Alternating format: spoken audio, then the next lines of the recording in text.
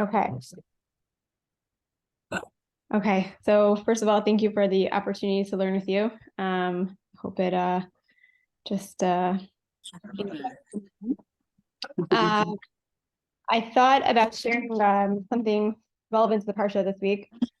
Um, I wanted to share a favorite piece of mine from the Tanya, to give us some thoughts about what's going on this week in the parsha and how it could help us relate to our own personal lives and what we can maybe think about a little bit while everything else is going on around us.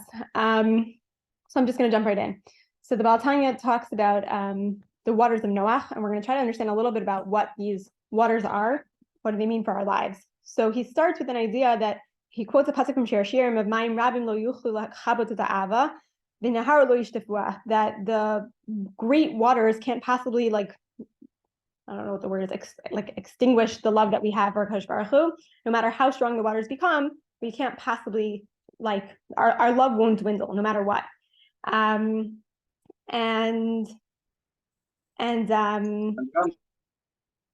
He explains that the Mayim Rabim that the pasuk is talking about in Shir Shirim is what he calls the Tirdos HaParnasa, what is really the challenge and the struggle of being involved in this physical world, of trying to make ends meet, of struggling to support ourselves, to have the things we need, to take care of our bodies, to take care of our families, to take care of our homes.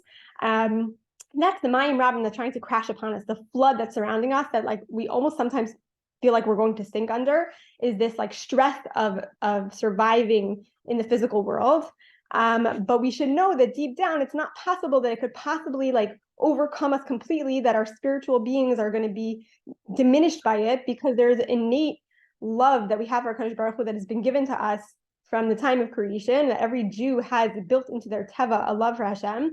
And therefore, no matter what struggles we find ourselves in, there's this concept that no matter how strong the flood becomes, that somewhere deep down that love exists and it can't possibly be put out. Now, separately, he then continues to explain that this Mayim Rabim is also the Mayim of Noach, what he calls Mei Noach. And he says that Mei Noach is also translated as the calming waters, that Noach is relevant to rest, right? We have the Minucha, Nach, that Hashem Vayanach Bayom HaShvi, that Hashem rests on the seventh day. And Mei Noach is what we call a state of, he calls it Necha Derucha, which is like Minuchat HaNefesh, essentially, like the sense of the rest that you get after really hard work. That there's this calm that comes after the storm, that this sense of I can just sit back. It's like the feeling I get on Friday night after I'm done with my crazy cooking and I finally get to sit down on the couch. That is the deep breath that you get to take. So that's Mei Noach. He also says that. And it's a little bit of a funny association to say that the flooding water and this massive water that destroys the earth is calming waters and Menuchat HaNefesh, and this feeling of oh yes, I can finally breathe again.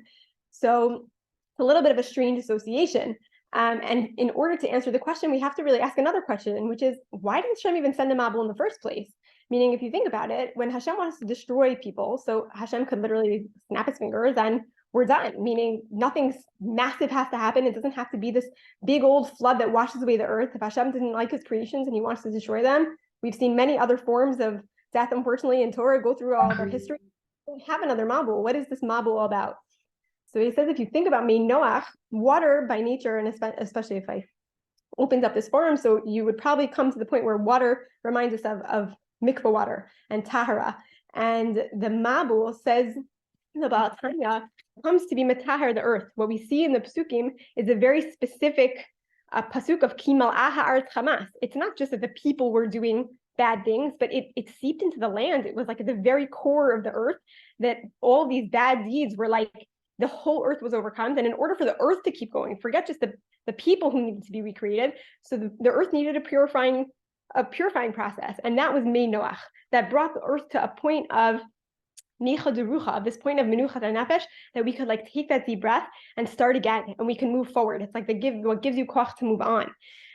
So it's an interesting piece here, because now we have these two kind of facets of this mayim, right? We have the flooding water, which is this the struggles of our lives, and it can't put out the flame of love that we have for Hashem, and this like big, like almost like overwhelming feeling of like, I don't know if you've ever been like pushed over by like massive waves, and that's like just a tiny little piece of it in the beach, and like you just can't catch your breath. So there's that piece, but then there's also that the waters are very calming and waters are purifying.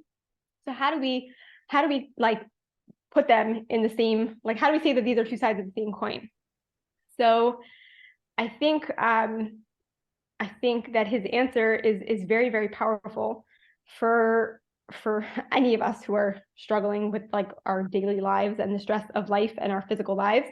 And really it gives me a lot of koach, so I want to share it with you. So he says that every single person has struggles. Again, it could be, you want to say parnasa, you could say parnasa, but it's really anything that in our physical lives that we're struggling with, that sits heavy on us. We all have some kind of mayim rabim that's like washing over us, and we're trying to stay afloat. And he says that the mayim rabim are really there to help bring our neshama to an even bigger or an even closer place to Hashem than it was when it was sitting before it ever entered our body, and it was sitting in the ziva shechina and enjoying the beauty of HaKadosh Baruch Hu, and it was just sitting there with Hashem. So our neshama was very happy before it entered our bodies. But what we can do through the mayim rabim of our lives is bring our neshama to an even closer level, that we kind of elevate it even to a higher level than it was before it came into our bodies in the first place. And he calls it like the b'chinat or mitoch hachoshech, the idea that we really become, like we really are able to only appreciate the light from the darkness, right? So the mayim rabim have these struggles, and he gives the example of a person who's like working in the field all day, and you have this reality where like we're feeling like, okay, we're working, we're going, we're taking care of our kids, whatever you might be doing, they're getting a degree, who knows.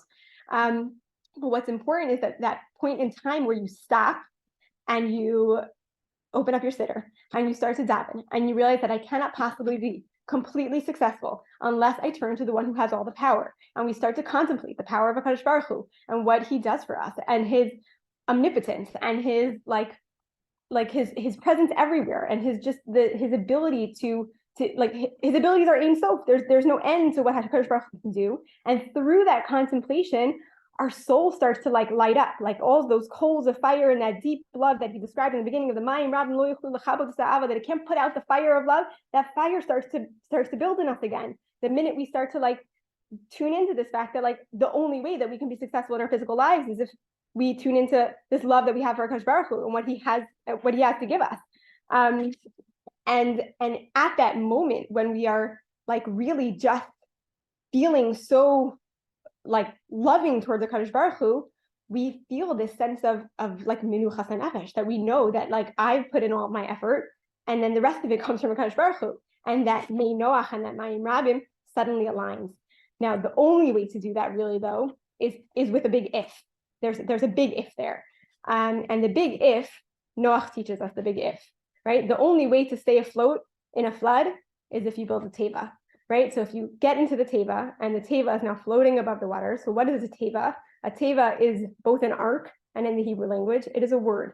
And in the world of Chassidus, teva is always kind of connoting this concept of tefillah, that you have to protect yourself and build yourself an ark of tefillah, and understand that the only way to really stay afloat and not fall right under is that as much as we are going to be ingrained in our physical lives, and again our souls can come closer to HaKadosh Baruch Hu than they were before we had a physical body, but only if we remember that the spiritual piece is what carries us through, and the tefillah and that connection that we're trying to build, and the understanding that HaKadosh Baruch Hu is the one who gives us all of our success in our physical being, is the way to kind of align these two sides of the coins. And I really think at this particular time, so we're all, I think, very much trying to do and act and be as involved as possible, as I'm watching some of you tzitzis in the background. And I think that we're all doing the best we can, but I do think that at the end of the day, the way to stay afloat is to remember that as much as we are doing, that sometimes we have to stop and remember that our ultimate success comes completely and utterly from HaKadosh Baruch Hu, and it's through the teva of tefillah. And we should all be zocha to see Yeshua bekarov. Amen. Yeshua.